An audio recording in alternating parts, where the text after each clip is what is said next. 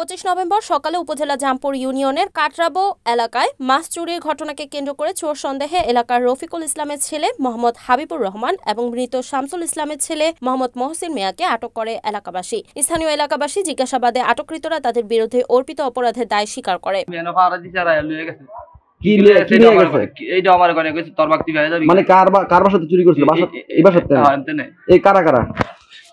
চন্দন হাবিবুর আর দুজন আমি চিনি না।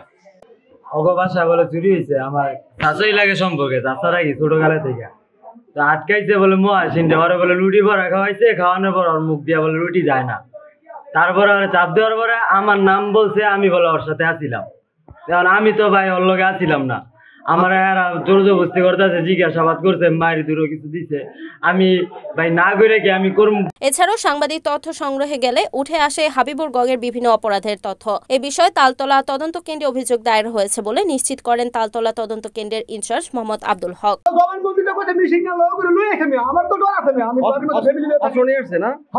কয়জন আসছিল ওরা?